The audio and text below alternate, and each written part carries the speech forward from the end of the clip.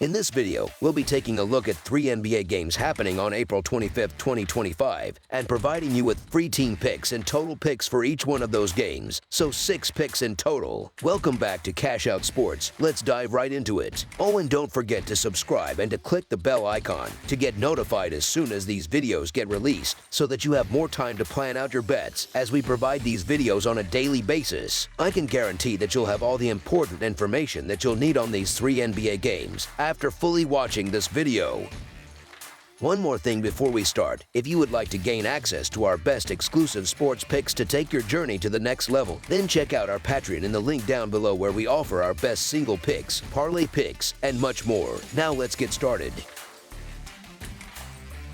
Boston Celtics versus Orlando Magic. The Boston Celtics will be aiming to take full control of their series against the Orlando Magic when they hit the road for Game 3 on Friday night. With a 2-0 lead already in their pocket, they have a chance to put the Magic in a serious hole and push them to the brink of elimination. Boston managed to grab Game 1 after trailing by a single point at halftime, eventually pulling away to win by 17. Then in Game 2, they kept the momentum going with a solid 109-100 win. During the regular season, the Celtics and Magic clashed 3 times, with Orlando coming out on top in 2 of those matchups and covering the spread both times. Over the last 10 meetings between these two, things have been dead even straight up at 5 wins apiece, though the Magic have the edge against the spread at 6-4. The under hit in 7 of those games, which tells you the pace has been slow and the scoring modest. Boston is still monitoring Jason Tatum's wrist issue, which has kept him out. On the other side, the Magic remain without Jalen Suggs and Moritz Wagner, both of whom are dealing with injuries. In Game 2, Orlando hung around for much of the night but just couldn't string together enough plays on offense or defense to take over. Their shooting from deep was rough, and they also missed a few too many freebies at the line. Paolo Banchero and Franz Wagner did their part and put up strong numbers, but they didn't get much help from the rest of the team. Even without Tatum, the Celtics controlled the boards and let Jaylen Brown go to work. Boston wasn't exactly firing on all cylinders, but they made the right plays at the right time and stayed in charge from the opening tip. Not having their top scorer didn't seem to faze them much. Orlando might be worth a look here with the points, especially now that they're back on their home court, where they've racked up 23 wins this season. That said, Boston's still the deeper team. Tatum may still be out, and Jrue Holiday could join him on the injury list, but the Celtics have enough reliable guys to weather those absences. Offensively, the Magic are still in a tough spot once you get past Banchero and Wagner. If those two aren't carrying the load, it's hard to see where the points are going to come from. Meanwhile, the Celtics live by that next man up mindset, and whoever steps in usually finds a way to contribute. Orlando just doesn't have that same level of depth or offensive punch. Without a true third scoring option, it's easy for defenses to key in on their main threats and shut things down. Boston wasn't nearly as dominant in Game 2 as they were in the opener, but they still took care of business. Jaylen Brown stepped up in a big way with Tatum sidelined and helped lead the charge. While I do think Orlando's supporting cast might play better now that they're back at home, I still don't see that being enough to slow down the Celtics group. This Boston squad is full of veterans who have been in big moments and know how to make clutch plays. That experience makes a difference, especially in games like this. The Magic just don't have the same kind of proven playmakers. Even at home, I don't think they have enough firepower to swing this game in their favor. I might have leaned toward Orlando if the line were a little bigger, but with such a narrow margin, I'm backing the Celtics to go on the road and get it done again. As our first pick for this matchup, the Boston Celtics to win and cover the spread as favorites is our full game side pick. Both teams put up more points in Game 2 compared to the opener, but a good chunk of those buckets came after Boston had already built a comfortable lead. Neither squad shot well from beyond the arc, combining to hit just 19 threes at a rough 28.3% clip. The pace of the game stayed sluggish, with both teams struggling to create a high number of possessions. While Banchero and Wagner have caused the Celtics some trouble, Orlando's role players just haven't been able to deliver much offensively. With Boston up 2-0 and Tatum nursing that wrist injury, it wouldn't be surprising if he sits this one out too. They probably don't need him to close the deal. Even though Orlando has had issues shooting the ball, they've held their own on the defensive end. They've managed to hold a Celtics offense that averaged 117 points per game in the regular regular season and ranks second in the league in offensive efficiency to just 106 points on 45% shooting. This next game feels like it's shaping up to be another grinded-out affair, especially with the Magic at home. They like to slow things down, and as the team with the slowest pace in the NBA, they'll be looking to drag the Celtics into a low-scoring dogfight. That's a good recipe for anyone looking to bet the under. All it would take is a cold spell from Boston, just one bad half, and this game could easily turn into a scrappy, low-scoring battle. Game 1 finished with a total of 189 points. I think we'll see a total that lands just above that mark in this one. As our second pick for this matchup, under the projected total is our full game total pick. Indiana Pacers versus Milwaukee Bucks. On Friday, the Milwaukee Bucks, seeded 5th in the Eastern Conference, will take the court at home to face off against the Indiana Pacers, who hold the 4th seed in the opening round of the NBA playoffs. These two teams have developed quite a bit of familiarity with each other over the season. Indiana came out strong in Game 1, holding Milwaukee to just 98 points, and they followed that up with another win on Tuesday, putting up 123 points to Milwaukee's 115. During the regular season, these two squads faced off 4 times, and Milwaukee came out on top in 3 of those matchups, covering the spread each time. Looking back at their last 10 head-to-head meetings, Indiana leads 6-4 in straight-up wins, while Milwaukee leads 6-4 against the spread. The over hit in 7 of those 10 contests, which says a lot about how fast-paced and high-scoring these matchups have been. Indiana is still dealing with a few injuries, with Isaiah Jackson remaining sidelined, while Milwaukee is missing Tyler Smith. The energy in this series has really ramped up. There's been no shortage of physical play and emotion on both sides. Indiana now has a 2-0 lead, but the Bucks showed some real fight in Game 2 with Damian Lillard back in the lineup. Even though Lillard didn't shoot particularly well, his presence made a big difference on the court. Bobby Portis gave Milwaukee a huge boost off the bench, and Giannis Antetokounmpo continued to dominate as the most impactful player on either team. The Pacers haven't been nearly as good on the road this season, and their bench guys tend to underperform away from home. It's hard to imagine Lillard having another off night, and you can bet Milwaukee is coming into this one locked in and hungry for a win. Indiana walks into Game 3 riding the momentum of back-to-back home wins. But if you watch Tuesday's game, you know it wasn't exactly a commanding victory. They nearly gave up a double-digit lead in the final stretch. Antetokounmpo has been in beast mode for the Bucks lately, but if Milwaukee is going to turn things around in this series, they'll need more than just Giannis. His supporting cast has to step up.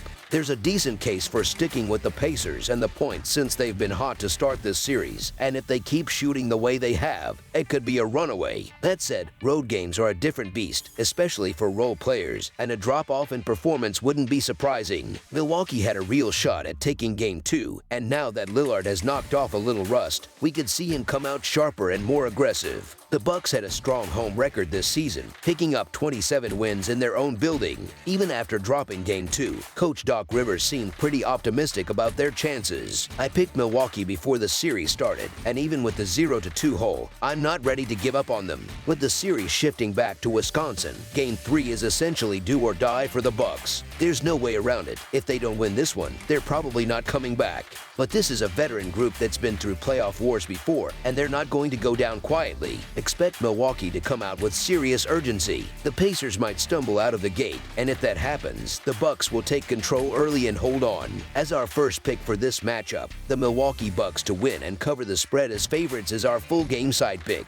Indiana plays fast. They rank 6th in pace across the league, averaging 1 more possession per 48 minutes than Milwaukee. That tempo has helped them pour in 120 points in each of the first 2 games of this series. But the Bucks aren't going to stay cold forever. They're going to knock down more outside shots and continue putting pressure on the defense by getting to the free throw line. They got to the stripe 35 times in Game 2 and were one of the best in the league at drawing fouls during the regular season. That slows the game down, adds free points, and could turn this into a shootout.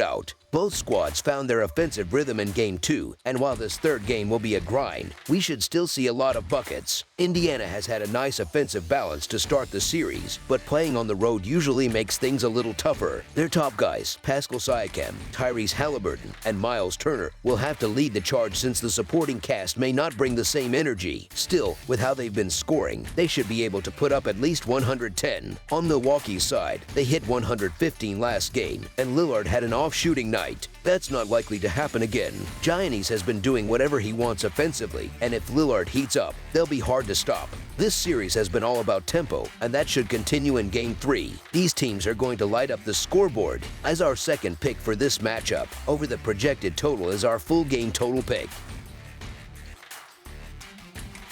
Los Angeles Lakers versus Minnesota Timberwolves. The 2025 NBA playoffs roll on Wednesday night as the Minnesota Timberwolves return home to face the Los Angeles Lakers for Game 3 of their first-round Western Conference showdown. The series is tied at 1 game apiece, with Minnesota pulling off a surprising 117-95 victory in Game 1 despite being the underdog by 4 points. Los Angeles answered back in Game 2, locking things down defensively to win 94-85 as a 5.5-point favorite. Through 2 games, this series has had a solid back-and-forth rhythm. Minnesota accomplished what they needed to by stealing a win on the road, which now gives them a bit of an edge heading into this home stretch. With the venue shifting to Minneapolis, expect the tone of the series to shift too. It's looking like this is going to be a real grind moving forward. The Lakers had an extra day to rest, which should help their older core recover and gear up. After watching how effectively they neutralized Minnesota's offense in Game 2, and knowing that it's usually a bad idea to bet against LeBron James in the playoffs, I'm expecting this next game to be tighter. It feels like the Lakers have figured out a defensive approach that works. If that means letting guys like Randall and Edwards shoot while locking down the rest of the squad,